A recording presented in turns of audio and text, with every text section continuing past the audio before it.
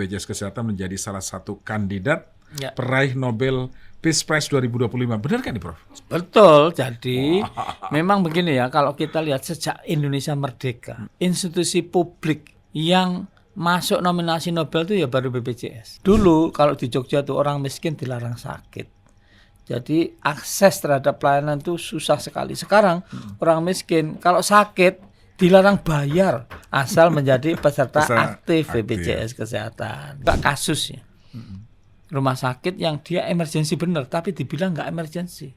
Nah, ini menjadi persoalan. Saya kira kalau dalam keadaan gawat darurat tanpa jaminan pun rumah sakit enggak boleh menolak. Tanpa jaminan, apalagi sudah ada jaminan BPJS loh. Gimana? Ada yang ditolak, ini kacau. Kalau seperti itu. Rata-rata yang komplainnya masa baru 3 hari udah suruh pulang. Nah, itu sering terjadi tuh gimana tuh? Iya, jadi gini, tidak ada kebijakan BPJS bahwa 3 hari belum sembuh suruh pulang.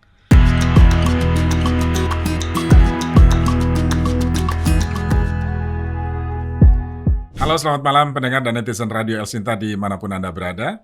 BPJS Kesehatan tahun ini sudah memasuki tahun yang ke-12.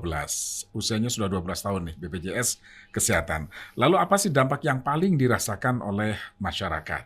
Nah, tentu saja terobosan-terobosan yang dilakukan oleh BPJS Kesehatan dalam rangka meningkatkan layanan kepada masyarakat peserta BPJS-nya. Kami sekarang sudah bersama dengan Direktur Utama BPJS Kesehatan, Profesor Dr. Ali Gufron Mukti. Saya akan berbincang dengan beliau seputar apa yang telah dicapai selama 12 tahun BPJS Kesehatan dan tantangan ke depan, apa yang perlu ditingkatkan kembali. Saya langsung sapa beliau. Prof. Gufron, halo, apa kabar, Prof? Waduh, Pak Warya, kabar bagus. Tadi kita tuh harus sehat. Iya. Dan kabarnya itu kami itu sehat. Sehat, orang bijak itu mengatakan gini, health is not everything. Without health, everything is nothing. Kesehatan bukan segala-galanya, tanpa kesehatan segala-galanya tidak ada artinya. Tidak ada artinya. Maka harus kita jaga kesehatannya. Salah satunya kita ikut BPJS. Gitu. Iya. Karena percuma uang banyak kalau sakit-sakitan ya, Prof. Waduh, mie enak aja nggak enak kalau sakit itu. Oke, jadi benar ya, Prof. Tahun ini tahun ke-12 BPJS Kesehatan ya, Prof. Sebetulnya lahirnya kan 2014. Ya. Sekarang 2025 mau ke 2026 mau ke 12. Mau ke 12. Oke. Jadi selama hampir 12 tahun lah ya. Berarti hampir 12 tahun ini kira-kira apa sih yang dampaknya paling dirasakan oleh masyarakat? Itu banyak sekali itu. Sebagai contoh ya, dulu waktu didirikan, kebetulan saya ketua tim persiapan BPJS. Itu tahun 2014 itu sehari akses pelayanan itu dipakai oleh utilisasinya sekitar 252.000. Sekarang sehari lebih dari 2 juta. Wah, berapa kali kenaikan ini. Tidak hanya itu, pencapaian kita itu kalau dibanding banyak negara maju, contoh di Lancet yang dimuat di Lancet itu Jerman memerlukan waktu 127 tahun 127 tahun untuk mencapai 85% penduduknya. Padahal penduduk Indonesia jauh lebih banyak daripada Jerman. Iya, betul. Ya, padahal kita mencapai 98% itu dalam waktu 10 tahun. Jadi luar biasa. Tidak hanya itu, dulu kalau di Jogja tuh orang miskin dilarang sakit.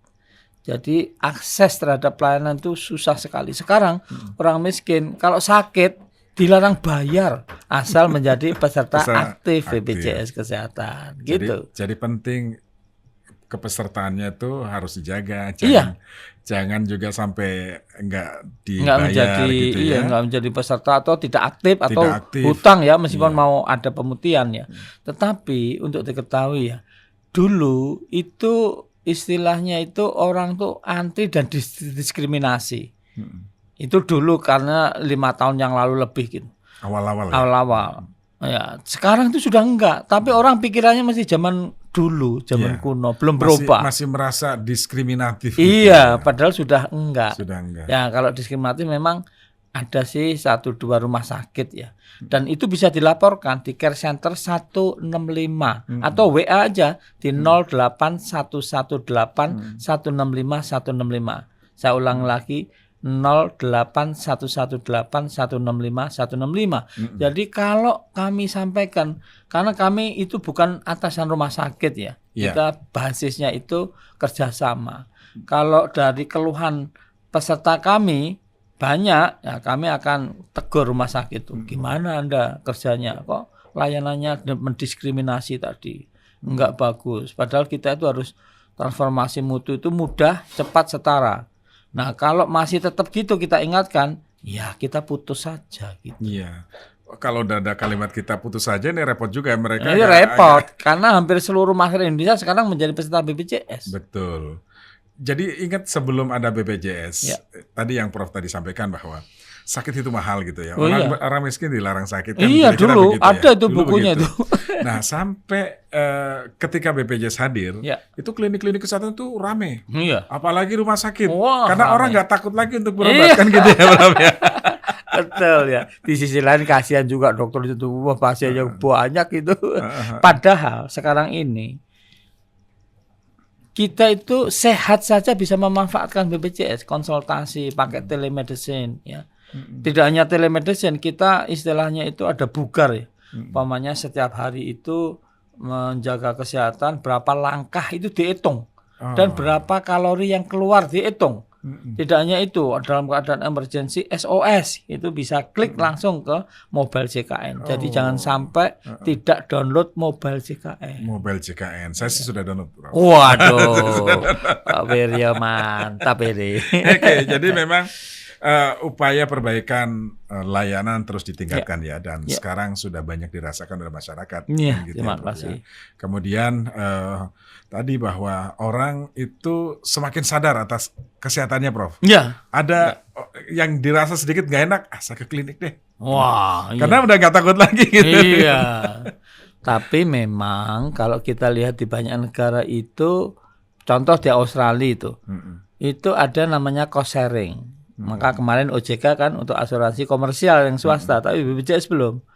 Nah itu banyak di negara-negara itu memperkenalkan namanya cost sharing. Jadi ada iur biaya selain urun biaya, selain ada iuran, tapi ada urun biaya atau urun biaya itu maksudnya bagaimana? Setiap dia kali pakai, entah ke rumah sakit, ke klinik atau obat, itu kalau di Australia nih bayar tapi sedikit gitu. Untuk apa? Untuk tadi nggak dikit-dikit di rumah sepi, kesepian, tiba-tiba lari ke rumah sakit. Kenapa? Nah di situ perawatnya masih muda-muda, kira-kira daripada kesepian di rumah, di situ bisa ngobrol-ngobrol gratis gitu. Padahal kan nggak perlu ini. Jadi manja dong. Jadi manja, nggak perlu itu, kita nggak bagus kalau manja seperti itu. Makanya di banyak negara itu ada cost sharing. Cost sharing. Gitu. Kita belum loh. Ya, bukan cost sharing itu kemudian menjadi prioritas gitu, enggak ya, Prof? Enggak, iya. Tapi memang beberapa itu yang mohon maaf ya, karena beberapa orang tuh mikir investasi di kesehatan itu menjadi industri. Ya. Industri itu artinya ini untuk tempat mencari duit. Ya, apalagi kalau ahli perduitan. Ya. Jadi orang sakit pun sumber duit gitu. Itu enggak benar ya.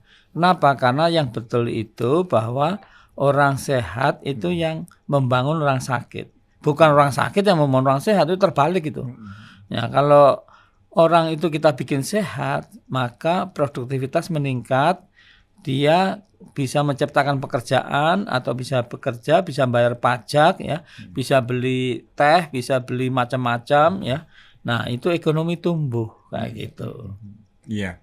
Nah, sekarang kan di ujung tahun 2025 nih, Prof. Bagaimana perkembangan capaian cakupan kepesertaan? Iya, tadi sudah saya sampaikan, luar biasa. Dalam 10 tahun saja sudah mencapai lebih dari 98%, lebih dari 280, sekarang lebih dari 283 juta. Itu belum ada di dunia yang seperti itu secepatnya. Pesertanya banyak dan cepat. Ini luar biasa gitu. Nah, dan ini nilainya gotong royong loh. Jadi saling tolong menolong. Coba kalau saya tanya Pak Wiryo, mana nilai gotong royong yang diterapkan dan bisa dirasakan ratusan juta penduduk Indonesia? Ya, kecuali BPJS ini, ya, program JKN, jaminan kesehatan. Itu. Ini saling tolong menolong, benar-benar ya. Nah, ini kan bagus ya Prof, tapi yang penting tadi Prof, Ya. ada 1-2 misalnya, karena ini akan menjadi tantangan juga lah Oh iya, BPJS benar. ke depan untuk Iya. supaya tidak ada komplain-komplain masyarakat Iya. atas ulah 1-2 vaskes Iya. rumah sakit misalnya yang masih diskriminasi. Iya. Tapi secara umum rumah sakit itu bagus loh ya. Dan dokter-dokter kita itu luar biasa ya kontribusinya ya.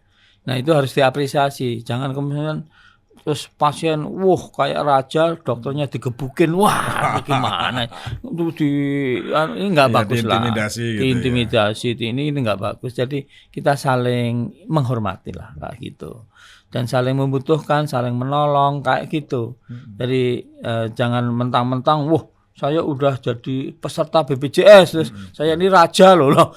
Kapan itu diangkat jadi raja? Ya, tapi Prof, yang kerap dikeluhkan mereka para peserta BPJS JKN ini kan kalau operasi misalnya, dia kan rata-rata yang komplainnya masa baru 3 hari udah suruh pulang. Nah, itu sering terjadi tuh gimana tuh? Iya, jadi gini, tidak ada kebijakan BPJS bahwa 3 hari belum sembuh suruh pulang. Tetapi BPJS itu sangat percaya kepada dokter, pada rumah sakit. Jadi pengambilan keputusan seseorang itu bagaimana, apakah sudah terkendali, sudah waktunya pulang atau belum, tergantung kepada dokter, kepada rumah sakit gitu. Tetapi kalau peserta itu merasa, saya ini belum waktunya pulang kok suruh pulang, masih diinfus kok suruh pulang. Nah, tolong menghubungi BPJS 1. BPJS 1 itu apa? Tenaga dari BPJS ditempatkan di rumah sakit. Yang ada di rumah sakit. Ada rumah petugas sakit. yang di Ya. rumah sakit. Kalau tidak ada orangnya, ada nomornya yang bisa dihubungi di situ tempatnya. Nah, itu komplain di situ, langsung kemungkinan besar diatasi. Kalau nggak diatasi, care center, telepon 165. Apa WA di 08118 165 tadi. Jadi mekanismenya itu sebenarnya sudah jelas, cuman masalahnya masyarakat belum tahu gitu. Masyarakat belum tahu itu. Iya. Ini yang makanya harus kita bikin sedemikian rupa sehingga biar tahu. Masa belum tahu. Nanti ada lagunya, tapi nanti ya. Karena kita masih terus mengulas ini karena tahun terakhir 2025 dan menjelang 12 tahun BPJS Kesehatan yang sekarang manfaatnya semakin dirasakan oleh masyarakat. Nah, Prof, apa terobosan yang sedang dipersiapkan oleh BPJS? Banyak sekali ya. Jadi yang sedang disiapkan itu contohnya kita itu mengembangkan apa yang disebut dengan Frista. Frista itu face recognition. Jadi orang kalau ke rumah sakit tuh pakai muka aja, asal mukanya nggak ditinggal di rumah. Pak Wirjo, kalau ditinggal di rumah ya perawatnya bisa teriak-teriak, ini kok ada manusia datang tanpa muka gitu ya. Jadi ada muka, tiba itu face recognition dikenal, langsung dibaca di situ. Oh iya, Anda peserta BPJS, ya silahkan. Nah, kayak gitu. Nah sekarang ini tidak banyak negara loh di Indonesia ini nggak perlu pakai kartu BPJS. Pakai KTP aja bisa. Seluruh Indonesia. Iya. Wah, ini kan canggih ini. Terobosannya makin banyak berarti. Makin banyak. Ya, tidak hanya itu. Semakin memudahkan maksud saya. Semakin memudahkan. Iya. Tidak hanya itu ya. Sekarang ini bahwa klaim rumah sakit itu sudah pakai AI. Bahkan di bulan ini akhir ya nanti 2025 ini ya atau 2026 lah. Peserta itu pakai AI bisa nanya apa saja tentang BPJS, apa itu BPJS, gimana cara pakainya, gimana pakai AI. Jadi ngomong yang penting ada mobile JKN itu, gitu. Ini sedang kita kembangkan. Iya. Jadi sekali lagi bahwa apapun yang diperlukan oleh masyarakat, kemudahan apapun bagi peserta, khusus peserta JKN ini pasti akan terus ditingkatkan. Dan lagi-lagi tadi ternyata masih banyak masyarakat yang belum tahu. Kalau begitu Prof, kita coba dengarkan lagu yang belum tahu ini ya Prof. Nah, Tapi itu ceritakan dulu Prof. Ini belum tahu tuh gimana ceritanya Prof? Jadi gini loh, banyak masyarakat kita tuh belum tahu kalau BPJS sudah maju. Belum tahu sebetulnya kalau BPJS itu bukan hanya kelompok masyarakat tidak mampu. Kenapa? Karena sistemnya sudah menyatu. Dan banyak negara itu mau tiru. Apa yang ditiru? Bagaimana kendali biaya, kendali mutu. Dan banyak masyarakat kita tidak tahu kalau sebetulnya di rumah sakit itu ada BPJS 1. Kalau yang BPJS 1 tuh siap membantu. Nah. Masalahnya kita juga nggak mau cari tahu. Oke, Nah, kalau gitu sekarang kita cari tahu dari lagu yang berjudul Belum Tahu karya Prof. Gufron Mukti, Direktur Utama BPJS Kesehatan. Kita simak bersama.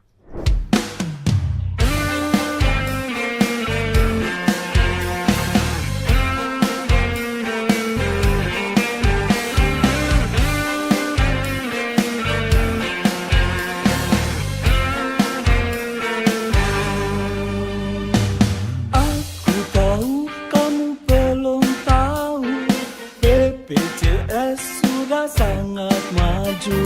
Banyak negara yang mau tiru dengan kendali biaya mutu. Banyak persepsi yang masih keliru, dikira tuh kelompok tertentu. Mereka yang tidak mampu, padahal sistemnya sudah menyatu. Oh, kamu belum tahu, di rumah sakit ada BPJS 1. Mereka siap membantu. Tolong kamu cari tahu. Teknologinya sangat jitu, riwayat medis yang di tanganmu membantu doktermu dan kamu tiap saat tahu tahun lalu. Jelas persepsi yang masih keliru, jika paskesnya masih begitu. Layani tak seperti harapanmu, laporkan saja ke BPJS 1. Oh, tak keliru BPJS-mu. BPJS tidak urus itu, menjamin akses tanpa dokter. Semoga kamu jadi tahu, meski kamu dan keluargamu jadi peserta dan saling bantu.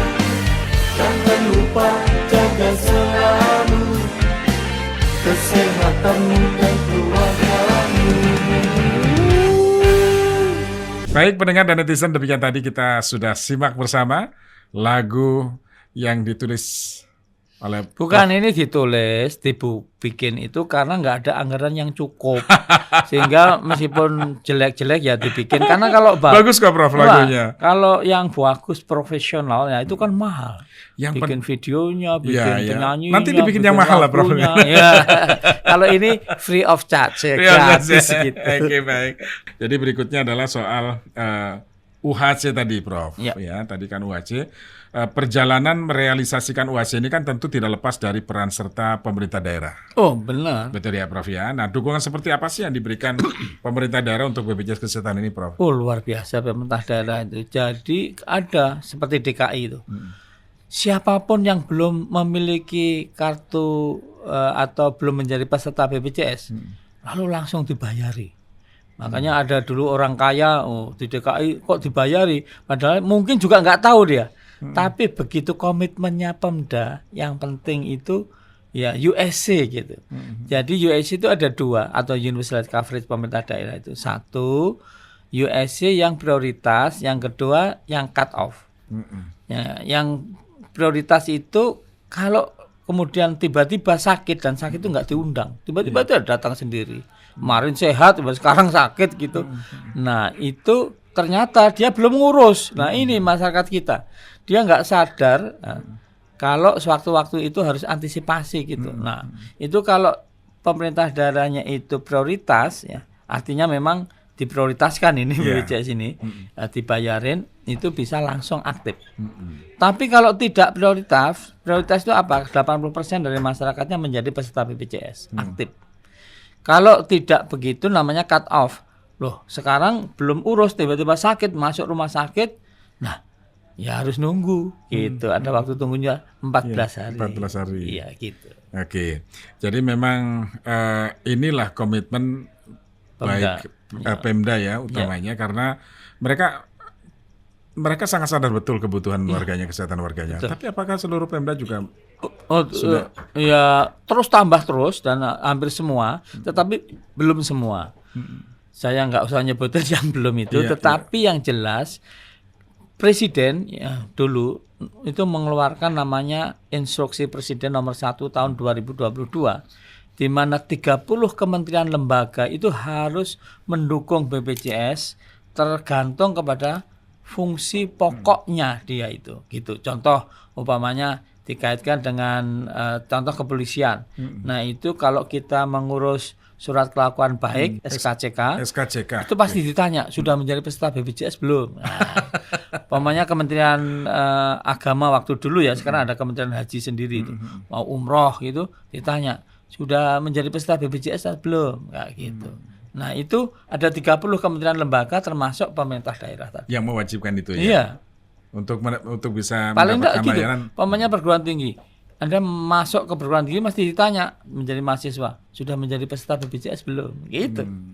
Jadi itu luar biasa. Tidak banyak negara seperti itu. Iya. Tidak semua negara, tapi ini yang bikin negara-negara yang terheran-heran ya. Kok bisa berhasil gitu ya? Kok bisa berhasil dan cepat ya? Cepat gitu. Padahal ya? dikaitkan dengan tadi fungsi publik gitu. Jadi fungsi publik itu dikaitkan dengan BPJS. Tidak berhenti di situ. Kita ada program namanya Pesiar. Pesiar itu singkatan. P-nya apa? Petakan. C Pesiar. Sisinya apa? Sisir. Disisir dari rumah ke rumah. Loh, Anda semua sudah menjadi peserta belum? Loh, kok belum? Kenapa? Oh, saya nggak punya duit. Diuruskan. Ada dinas sosial, ada PBI di pemerintah nasional. Ya, masuknya sana. Nanti kalau saya ya punya duit tapi males, mau saya itu sehat. Wah, kok begitu? Di advokasi, tapi ya dia harus bayar. Pesiar, R-nya itu registrasi. Akhirnya didaftarkan registrasi gitu.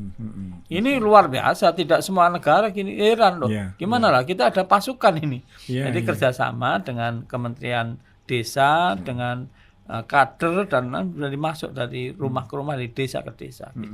Ya, Prof, yang terjadi sekarang karena kesadaran masyarakat akan kesehatan itu semakin tinggi, atau juga karena ada intervensi juga dari pemerintah sehingga capaiannya dua-dua saya kira. Jadi intervensi pemerintah juga ada dan kita juga kerja keras, tapi masyarakat juga semakin sadar tuh akan dirinya. Lucu juga kalau nggak sadar karena mohon maaf loh ya, dia untuk merusak dirinya aja kadang-kadang mengeluarkan duit gitu. Masa untuk menjaga dirinya nggak mengeluarkan duit? Dan ini masih belum sadar dulu, sekarang mulai sadar gitu. Itu yang penting ya Prof ya. Penting. Sadar kesehatan. Masa iya sih giliran pas lagi nggak punya uang sakit nggak ikut peserta BPJS kan repot juga ya Prof ya. Oke, Prof, kabarnya keberhasilan Indonesia mencapai UHC dalam waktu yang singkat ini menarik perhatian dunia hingga membawa BPJS Kesehatan menjadi salah satu kandidat peraih Nobel Peace Prize 2025. Benar kan nih Prof? Betul, jadi memang begini ya, kalau kita lihat sejak Indonesia merdeka, institusi publik yang masuk nominasi Nobel itu ya baru BPJS. Ya kita bersyukur di situ. Meskipun akhirnya itu belum dapat juga, karena yang dapat itu dari Venezuela, waktu sebagai oposan gitu dari Maduro ya, presiden itu namanya Maduro. Itu akhirnya waktu di Oslo baru kira-kira berapa hari yang lalu ya, itu nggak muncul. Kenapa? Karena dia untuk ke situ itu harus naik perahu kecil, terus kecelakaan nggak situ, sehingga dia nggak bisa menerima Nobel Prize di Oslo itu. Tetapi Donald Trump pun juga protes loh, kok nggak saya, wong saya itu membantu perdamaian Israel sama Iya. Palestina kayak gitu. Oke, tapi paling tidak ketika BPJS Kesehatan disandingkan dengan tokoh-tokoh dunia ini kan Luar satu biasa. keberhasilan yang luar Betul, biasa iya. dari Indonesia. Iya, Sesuatu yang tadinya dianggap bisa nggak nih, banyak yang meragukan loh. pada meragukan dulu. Iya, awal-awal. Ya, tapi mohon maaf loh, dulu itu di Jogja ini ada buku orang miskin dilarang sakit tadi. Sekarang, dan itu jumlahnya puluhan juta, bukan bahkan mungkin ratus juta, tapi banyak orang lah kayak gitu. Dan sekarang itu bisa akses damai di dirinya. Makanya yang mengusulkan Nobel Prize itu bukan BPJS sendiri, bukan dari Inggris, itu Center for Peace and Security Coventry, ya, di Inggris sana. Mengusulkan karena dia juga kecewa kok akhirnya nggak dapat, padahal harusnya dapat karena setiap orang ini dalam waktu sangat singkat di Indonesia ini damai, aman, ya, secure gitu untuk bisa akses pelayanan kesehatan yang dulunya nggak jelas gitu. Nggak jelas Nah, dan penuh kesemrawutan. penuh kesemrawutan. Kita melihat itu ya, Prof. Ya. betul, itu belum lama, kira-kira 10 tahun yang lalu ke atas gitu. Iya, ya. iya. Nah, untuk itu dia mau mengusulkan lagi di tahun 2026. Mau diusulkan lagi. Mau diusulkan lagi karena belum dapat, karena menurut beliau ini yang Satu model yang yang pas bagus ya. gitu, yang bagus gitu ya untuk kedamaian yang sesungguhnya. Jadi damai itu tidak hanya free from konflik ya, tetapi damai hatinya, damai udah ada jaminan, udah ada akses gitu. Oke, Prof, dari perspektif Prof Gufron, apa makna pencapaian BPJS Kesehatan sebagai salah satu kandidat penerima Nobel? Ya, Bagi kalau masyarakat luar Indonesia. negeri saja mengakui, masa kita Indonesia ini tidak mengakui, bahkan tidak sadar gitu. Ini marilah kita sadarkan bahwa dengan nilai-nilai Pancasila tradisional kita, nilai-nilai bangsa kita, gotong royong, itu kita kembangkan, kita sadari, dan kita pelihara. Bahkan mari kita semua bekerja sama bagaimana kesehatan itu kita jaga. Orang kalau sakit aksesnya harus mudah dan semua bisa membantu. Memang kita bisa aja mikir tentang bisnis, tentang profit kayak gitu, tetapi panggilan kemanusiaan, panggilan istilahnya sosial untuk saling membantu ini penting. Itulah yang menurut saya makna dari luar negeri saja mengakui. Masa kita nggak sadar dan tidak tahu gitu. Iya, itu sayang betul ya, Prof. Sayang. Ya. Ketika banyak negara justru sangat mengakui keberhasilan BPJS sebagai Tiap hari Pak, tadi pagi itu dari Monash University Australia Pak. Monash University. Iya Monash. Kita Datang. bahkan itu diundang, tidak hanya di Monash, di Melbourne Uni, tapi di Harvard, di Oxford. Bahkan di Inggris tuh kami ketemu Bu Sinta. Bu Inta. Iya. Bu Sinta. Saya loh, Bu, kok namanya Bu Elsinta? Oh, iya Pak, itu dikasih nama bapak saya, orang tua saya gitu. Saya ketemu di sana. Iya. Ini luar biasa. Jadi berbagai negara itu pada datang, RRC aja 2 rombongan, udah 2 kali. Malaysia itu udah berkali-kali. Apa yang Prof sampaikan ketika dalam forum-forum tersebut yang banyak negara juga mengakui bahwa ini hebat? Ini hebat gini loh. Kita itu satu dalam waktu yang relatif singkat tadi bisa saling membantu ya. Bayangkan di Amerika itu ada, atau di Jepang, zombie city. Jadi homeless people, orang yang nggak punya rumah, itu bisa tidur aja di pinggir Di jalan. mana aja tidurnya? Di mana aja. Di Indonesia enggak, Pak. Indonesia itu kenapa? Karena ada rasa gotong royong tadi, saling tolong menolong. Kalau nggak punya rumah ya tidur di tempat kami atau di mana kayak Ada gitu. panti atau ada, apapun iya, yang gitu. disiapkan Luar gitu ya biasa pemerintah. Indonesia ini. Padahal udaranya nggak sejelek di Amerika itu. Kalau dingin di Amerika itu bisa minus, Pak. Iya. Bisa ada salju minus, dingin di luar, Jawa kita kedinginan. Iya, cuek aja mereka ya. Iya, loh kita nggak ada lah itu. Itu satu. Kedua, bahwa kita sampaikan real time data real time itu di dunia ini jarang, Pak. Di Amerika itu saya ke Medicare, saya bilang, you are too many smart people. So therefore, because too many smart people, the characteristic of smart people is always wanted to be independent. Jadi orang banyak pintar. Nah, orang pintar itu cirinya nggak mau diintervensi, kepengen sendiri-sendiri gitu. Iya, individualistik. Nah, individualistiknya, sehingga sistemnya itu sendiri-sendiri, nggak menyatu. Indonesia ini sistemnya JKN aja satu, Pak. Nggak ada JKN 2 atau enggak. Ya, ada BPJS aja satu. BPJS 2 yang satu kesehatan, satunya ketenaga kerjaan. Kerja. Gitu. Tapi untuk kesehatan satu. Dan itu sistemnya menyatu, dan itu kami sampaikan. 2 juta atau orang Mongol itu heran-heran. Setiap hari klaimnya lebih dari 1 juta dan semua beres. Gimana efisiensinya? Tidak banyak loh negara bisa gitu. Kalau orang klaim itu kita harus tepat, Pak. Umpamanya rumah sakit klaim sehari 1 miliar. Nah, itu harus kita bayar 1 miliar. Umpamanya klaimnya 1 miliar terus kita ngomongnya 900 juta. Ngamuk dia. Iya. Enggak. Dampaknya ke pesertanya ya, kasihan ya. Gitu. Jadi ini luar biasa. Makanya kami sampaikan bahkan di Inggris ini tempat ketemu Bu Elsinta tadi. Itu saya itu diundang di Oxford dan oleh orang ya istilahnya bukan rektornya ya, tetapi semacam jadi semacam apa ya? Ketua yayasan. Iya, yayasannya itu kalau swasta tuh ya. Ya itu dia kebetulan juga parlemen. Nah dia bilang kalau di Indonesia Anda ngumpulin duit juga. Oh iya, kami dari perusahaan ke perusahaan, dari rumah ke rumah ngumpulin duit. Nah di sana nggak ada, Pak, itu. Kenapa? Sistemnya pajak. Jadi negara yang membiayai gitu. Jadi pajak gitu.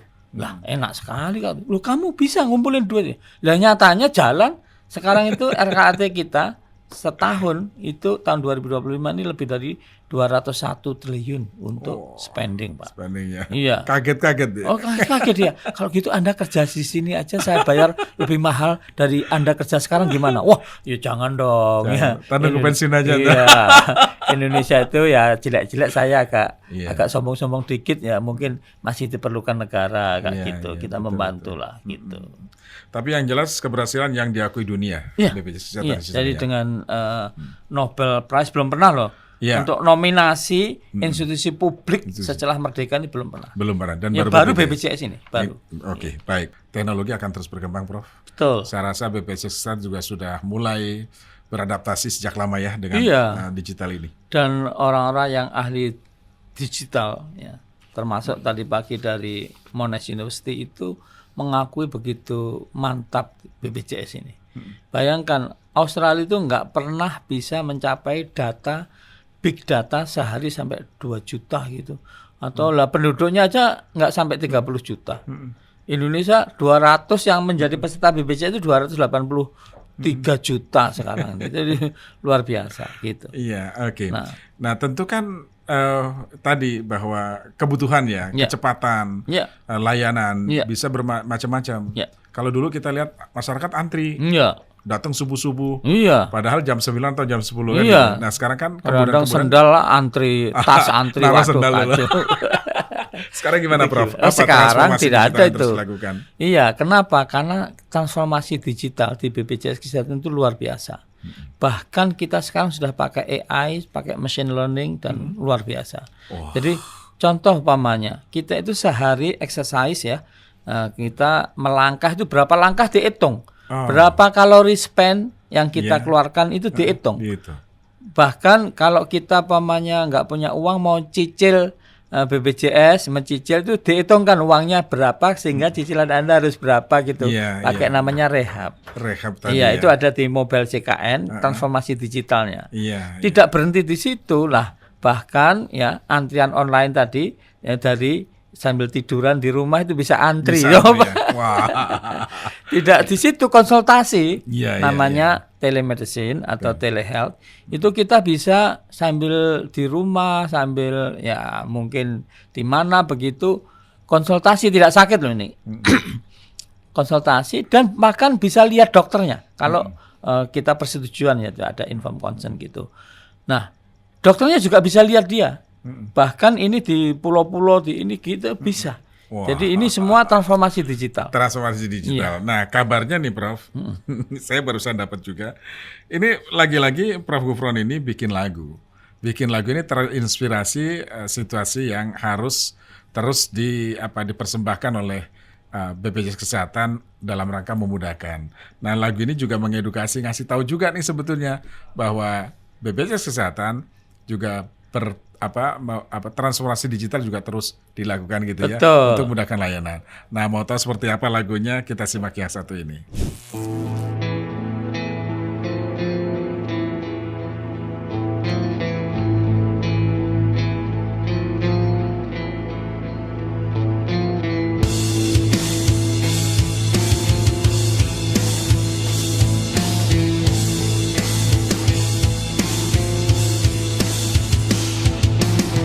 Transformasi digital mobile JKN, antrian online dan telehealth, visum riwayat pelayanan kesehatan.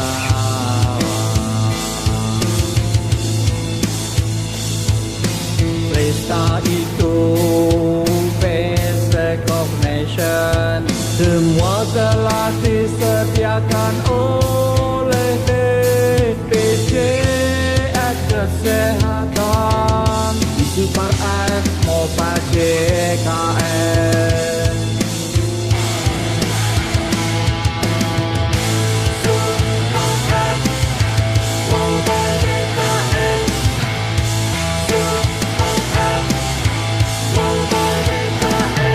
Pelayanan administrasi pendaftaran, tindakan cari fasilitas tetap, dilengkapi rehab, bukan dan SOS, memudahkan peserta semua. Tersedia screening riwayat kesehatan,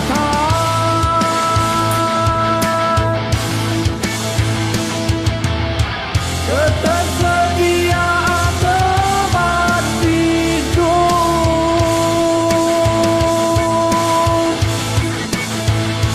dan jadwal operasi serta pengobatan. Digital Human AI dan lainnya.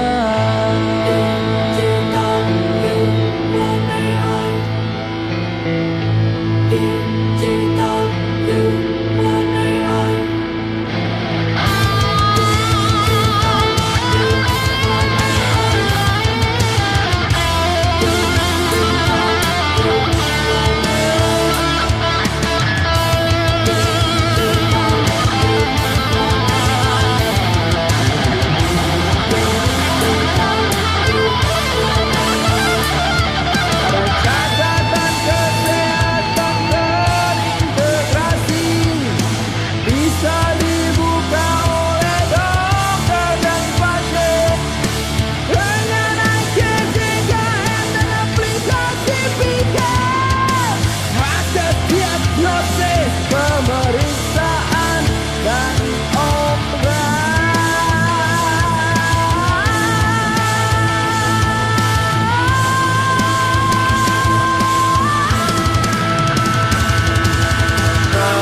Transformasi digital membuat transformasi untuk layanan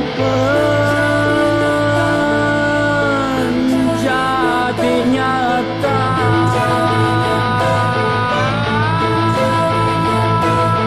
Transformasi digital membuat semuanya lebih cepat, lebih mudah, dan lebih sederhana.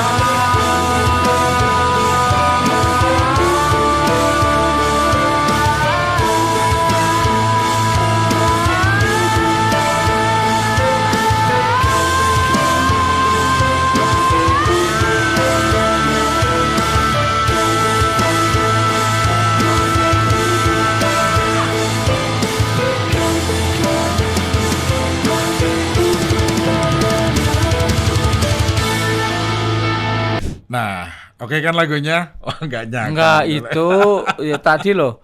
Kenapa lagu kita bikin? Karena memang anggarannya terbatas ya, sehingga meskipun agak jelek-jelek gitu ya oke. Tapi sebetulnya bukan masalah anggaran, Iya. masalah kreativitas dari Prof. Gufron.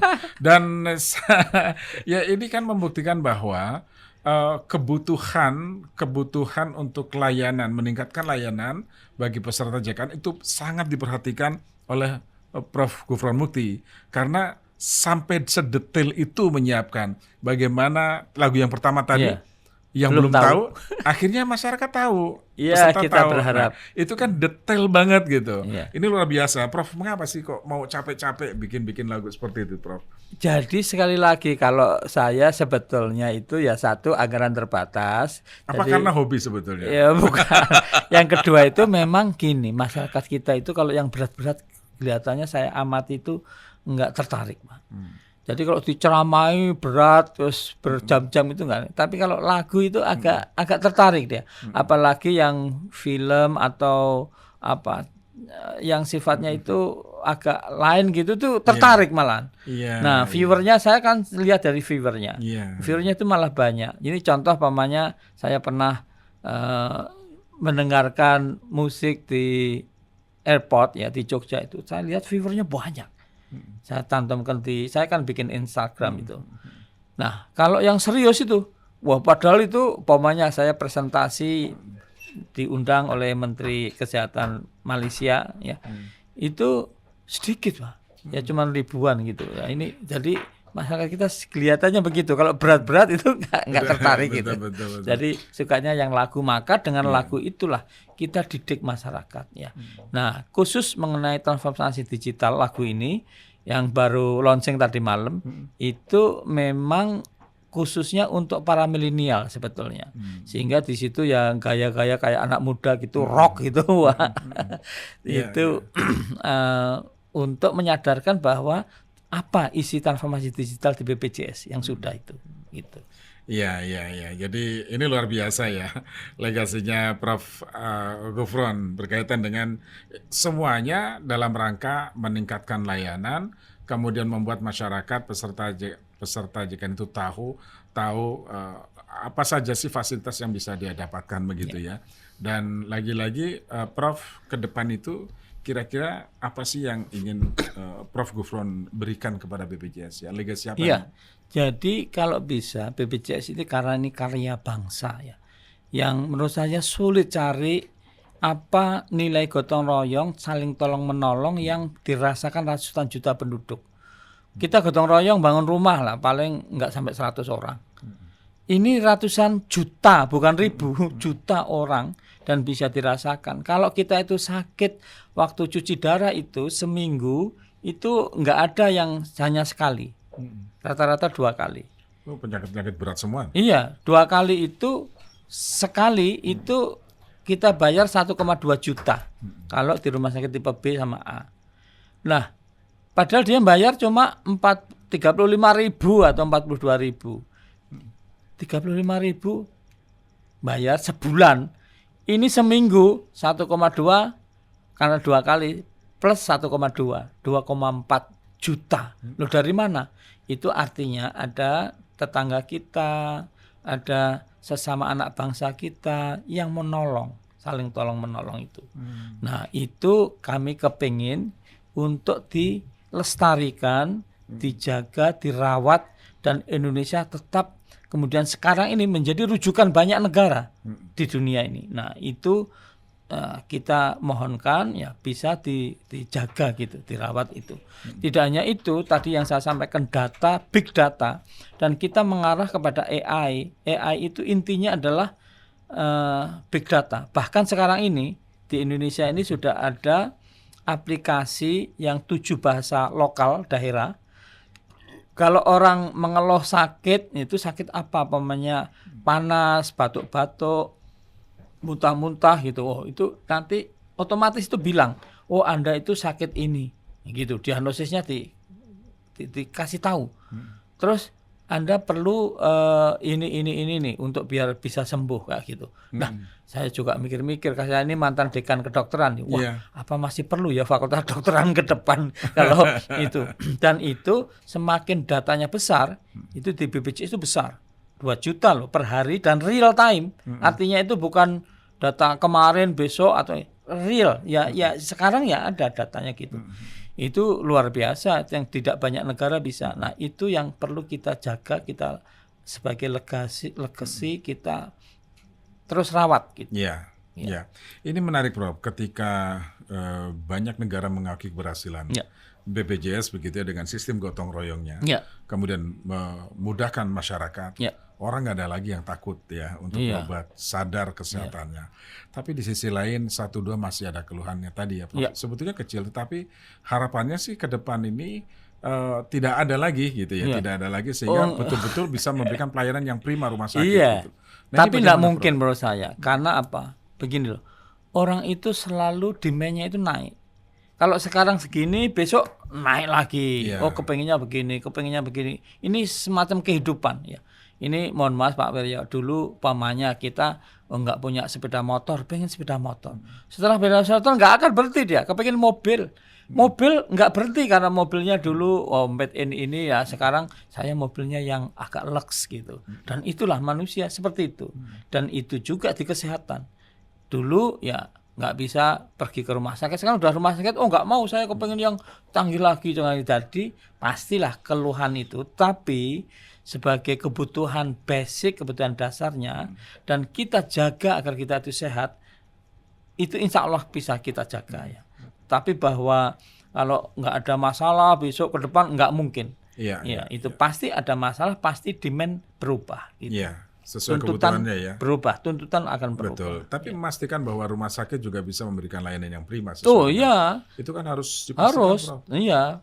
Dan saya baru kurang dari sebulan yang lalu itu diundang ke Malaysia di Kementerian Kesehatan mereka, dan mereka kepengen miliki kayak BPJS gitu. Tapi di parlemennya masih berat karena masih banyak TKI TKW aja datang ke sana kok mau niru Indonesia katanya gitu. Jadi tetapi yang menarik di sana saya itu ketemu mantan-mantan mahasiswa saya. Dia tuh minta foto Pak, foto-foto. Saya mantan mahasiswa Pak, saya tuh nggak hafal tapi dia. Iya. Nah, cuma dia bilang begini, Pak, saya itu sekarang banyak pasien dari Indonesia gitu loh. Saya heran. Iya, herannya tuh gini loh. Dia jadi dokter, kita ajari, dia bisa jadi dokter. Nah, dia di sana kok pasiennya dari Pasien dari Indonesia. kan kebalik ya harusnya Balik ya. gitu. Iya, gitu. Oke, Prof, peningkatan kerjasama apa yang akan dilakukan dengan Kementerian Kesehatan ya? Ini berkaitan. Banyak dengan hal COVID ya. ini. Jadi kita contoh ya untuk interoperabilitas. Jadi sistem kita sudah sangat bagus dan sangat canggih. Nah, kita ingin kerjasama dan sudah dengan Pak Menkes itu kita launching interoperabilitas. Ya. Jadi puskesmas, klinik itu masukkan data sekali udah cukup, jangan 2 kali dengan double burden gitu sekali, tapi sudah dipakai oleh berdua gitu.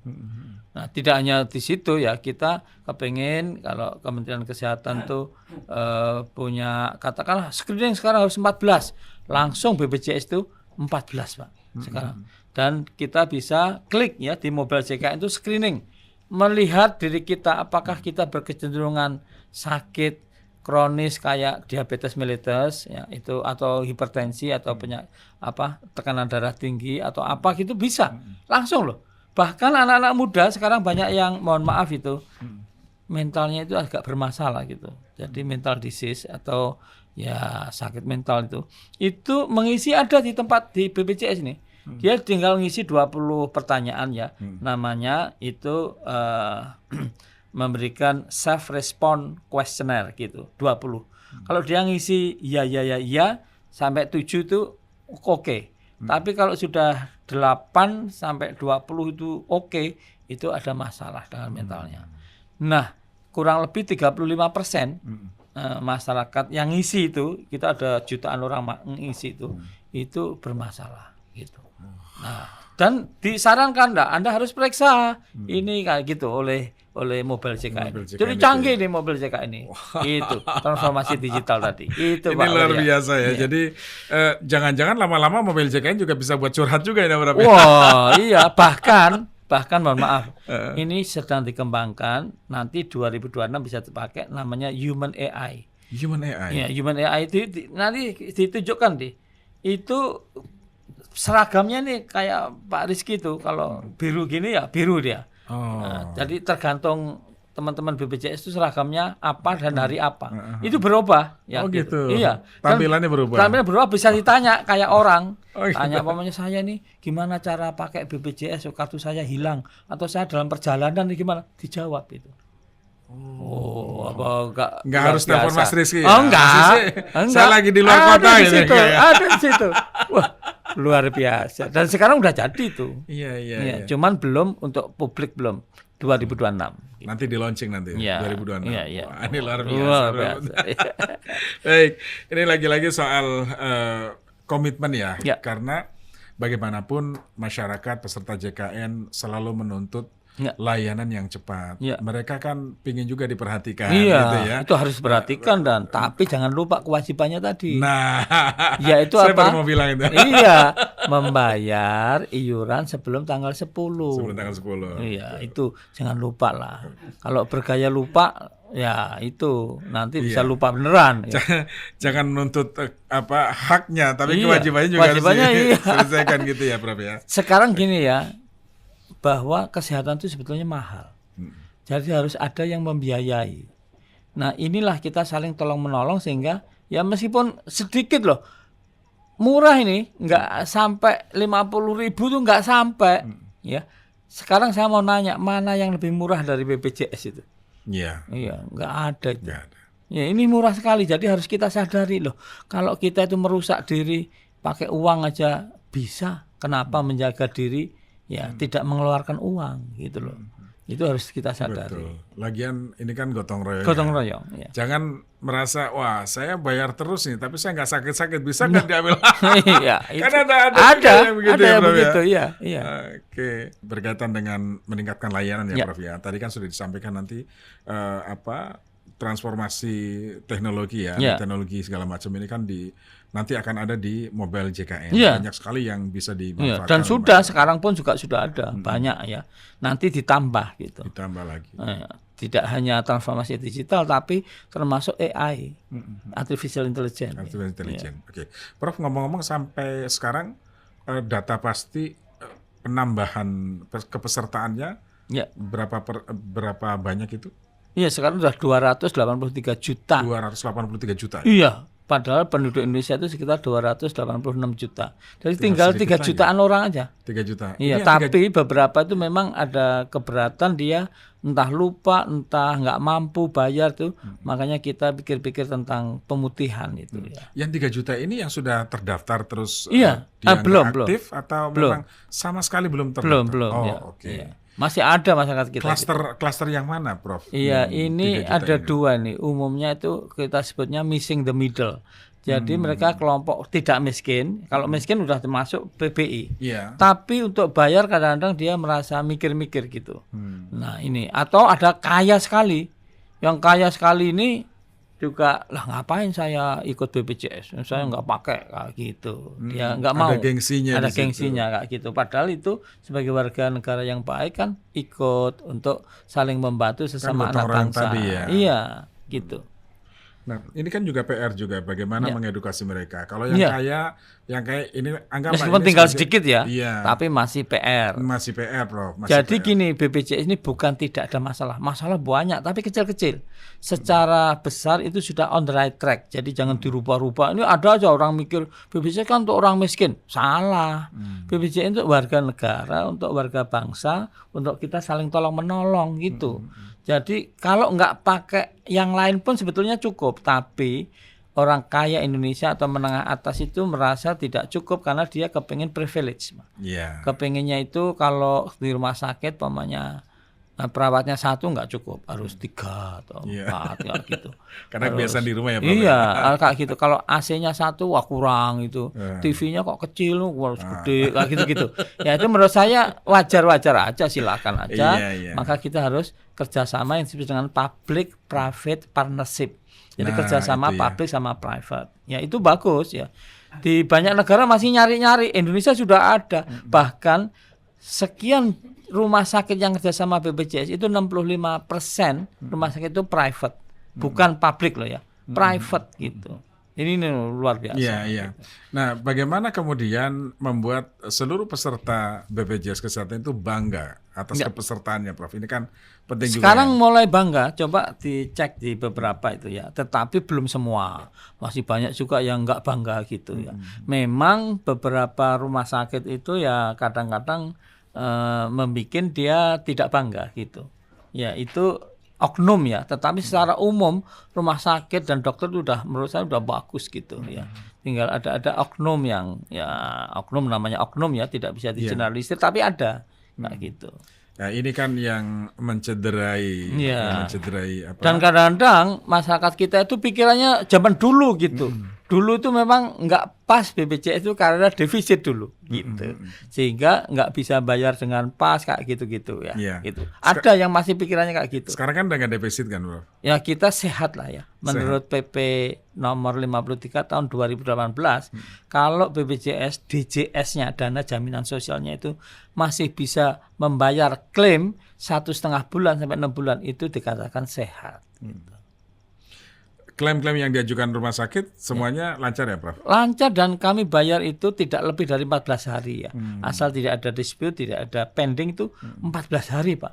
Bayangkan swasta mana yang istilahnya transaksi terus 14 hari dibayar. Umumnya itu 2 bulan atau berapa gitu. Ini BPJS 14 hari. Langsung ya? Langsung. Nggak boleh lebih dari 14 hari. Coba. Kan. Ini kalau rumah sakitnya masih setengah hati ya, Ya. rugi rumah sakitnya sendiri. Iya. Ya. Kalau Sekarang ini Pak, berbagai rumah sakit tiap hari nanyain. Baru tadi pagi saya ditanyain juga, loh Pak, gimana kerjasama, boleh nggak, bisa nggak, kayak gitu. Itu hampir tiap hari saya ditanyain gitu. jadi masih banyak rumah sakit yang belum kerjasama dengan. Bukan gitu, udah kerjasama, tapi kadang-kadang bermasalah. Kayak tadi itu mendiskriminasi pasien berkali-kali atau fraud, kita putus gitu. Oh, banyak yang seperti itu. Iya, Prof? ya bukan banyak ya ada. Ada ya. Ya kita putus, nah, kemudian nanyain kapan kerjasama kembali kayak gitu. Tapi yang belum kerjasama ya masih ada, tapi jumlahnya sedikit ya. Jumlahnya sedikit. Sedikit ya. Tidak seperti dulu. Dulu tuh banyak rumah sakit ragu-ragu kerjasama BPJS.